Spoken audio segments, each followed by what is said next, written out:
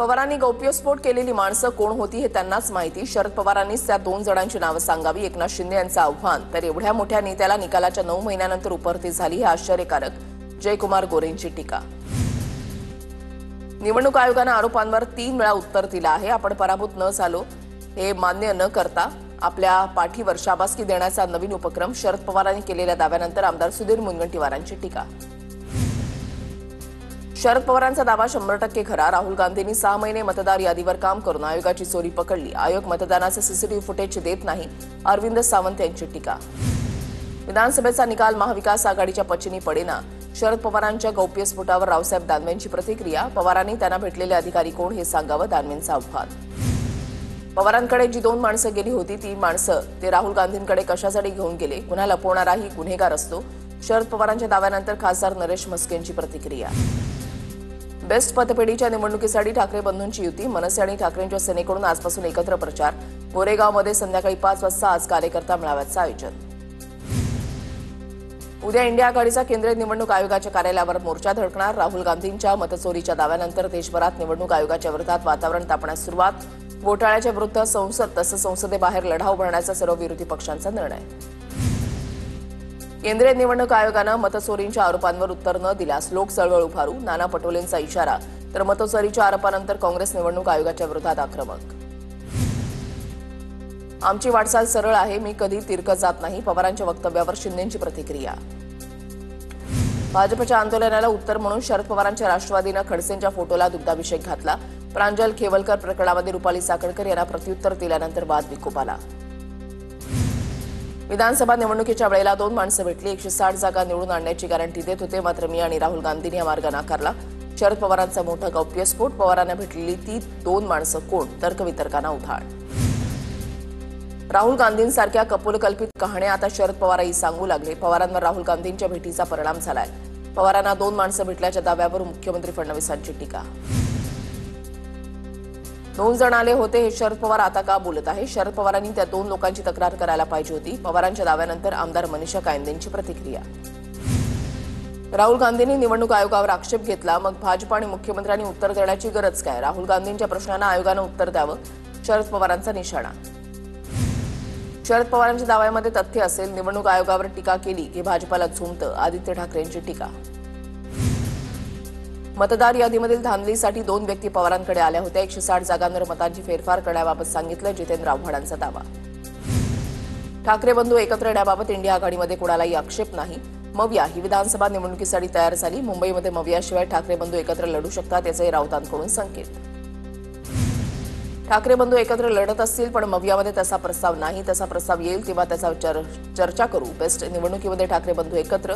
शशिकांत शिंदेंची प्रतिक्रिया. एकनाथ शिंदे कधी बोलत नाहीत. मात्र शिंदेंचा पुढचा मार्ग कसा असेल याचा अंदाज लवकरच येईल. एकनाथ शिंदेच्या दिल्ली दौऱ्यावर शरद पवारांचं मोठं विधान. ठाकरेंचे आमदार सुनील शिंदेंच्या मुलाविरोधात गुन्हा दाखल. सिद्धेश शिंदेंवर महिलेला धक्काबुक्की केल्याचा आरोप. तर इंस्टाग्राम पोस्ट करत सिद्धेश शिंदेंनी आरोप फेटाळले. शिंदेंच्या शिवसेनेच्या महिला शाखा प्रमुखांनी केली होती तक्रार. प्रांजल खेवलकर पार्टी प्रकरणी महिला आयोगाचं पोलीस महासंचालकांना पत्र. दबाव टाकून महिलांना बोलावलं का? एसआयटी मार्फत चौकशी करा. महिला आयोगाची मागणी. मानवी तस्करीचा प्रकार असल्याचाही दावा. जळगावच्या 40 गावामध्ये एकनाथ खडसेंच्या विरोधात भाजप आक्रमक. खडसेंच्या फोटोला जोडे मारत एक कार्यकर्ता फोटोवर थुंकला. रुपाली चाकणकर चिकाळल्या आहेत. खडसेंनी केलं होतं वक्तव्य. मंडल यात्रा म्हणजे नौटंकी. पवारांच्या यात्रेवर बावनकुळेंची टीका. पवारांच्या पक्षाला ओबीसींचा कुठलाही कळवळा नाही. बावनकुळेंकडून टीका. पडळकरांचा कार्यकर्ता शरणू हांडे मारहाण प्रकरण. आणखी 2 आरोपींना 3 दिवसांची पोलीस कोठडी. 4 जणांना आधीच 12 ऑगस्टपर्यंतची पोलीस कोठडी. धाराशिव ड्रग्ज प्रकरणावर ओमराजे आणि राणा जगजितसिंह पाटील आमने सामने. ड्रग्ज प्रकरणावर विधानसभेमध्ये का बोलला नाहीत? ओमराजे निंबाळकरांचा सवाल. तर षडयंत्र करून तुळजापूरचं नाव खराब केलं जात आहे. राणा जगजितसिंह पाटील यांचं प्रत्युत्तर. शिर्डी मतदारसंघामध्ये सुद्धा मतदार नोंदणी घोटाळा. आयोगाकडे माहिती मागूनही ती दिली नाही. बाळासाहेब थोरात यांचा आरोप.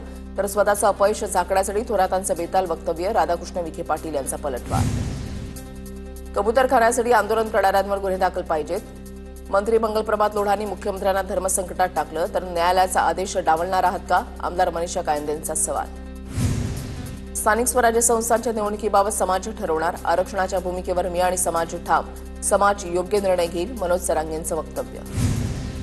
अंबरनाथमध्ये मनसेला मोठा धक्का. मनसेच्या जिल्हा संघटक, शहराध्यक्ष आणि शहर संघटकांचा शिंदेच्या शिवसेनेमध्ये पक्षप्रवेश. खासदार श्रीकांत शिंदेच्या नेतृत्वामध्ये पक्षप्रवेश संपन्न. कृषी मंत्रीपद सोपं नाही याची मला जाणीव. जुन्नर आणि इंदापूर तालुक्यामध्ये शेतीचे प्रयोग जास्त होतात. दत्तात्रय भरणेंचं वक्तव्य. मात्र भरणे मामांनी बारामतीच्या शेती प्रयोगांचा उल्लेख टाळला. गणेशोत्सवापूर्वी उपमुख्यमंत्री शिंदे जुन्या मुंबई गोवा महामार्गाची पाहणी करणार. पुढील आठवड्यामध्ये शिंदे पनवेलपासून तळकोकणापर्यंत महामार्गाची पाहणी करणार. गेल्या वर्षी शिंदेंनी कशेडीपर्यंत या मार्गाची पाहणी केली होती. उत्तराखंडमध्ये अडकलेले जळगावचे मेहरा कुटुंबीय सुखरूप परतले. भुसावळ रेल्वे स्थानकावर मेहरांच्या नातेवाईकांनी जोरदार स्वागत केलं.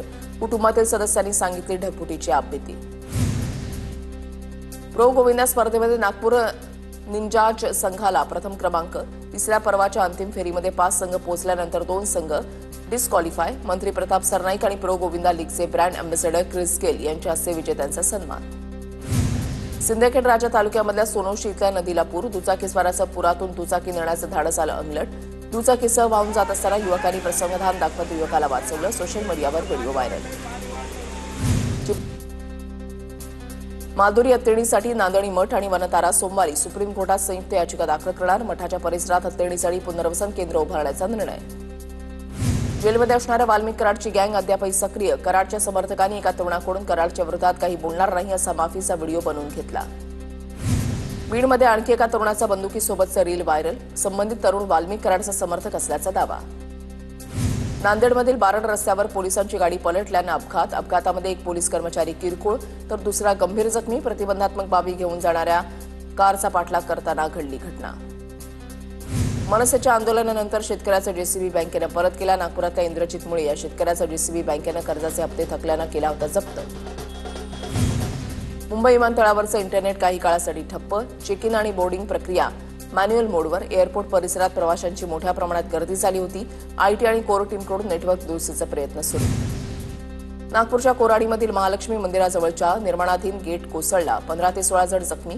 सर्वांची प्रकृती स्थिर असल्याची माहिती. मंदिराजवळील मुख्य प्रवेशद्वाराचं बांधकाम सुरू असताना गेट कोसळला. शिवसेनेकडून श्रीनगरमध्ये महारक्तदान शिबिराचं आयोजन. उपमुख्यमंत्री एकनाथ शिंदेही आज श्रीनगरमध्ये दाखल होणार. सांगलीतील हजारो पैलवान आज रक्तदान करणार. शिंदेंच्या दौऱ्यापूर्वी बॅनरबाजी. भारत आणि ओमानमध्ये लवकरच मुक्त व्यापार करार. दोन्ही देशांमध्ये चर्चा पूर्ण झाल्याची माहिती. भारताच्या आयातींमध्ये पेट्रोलियम उत्पादनं, युरियाचा समावेश.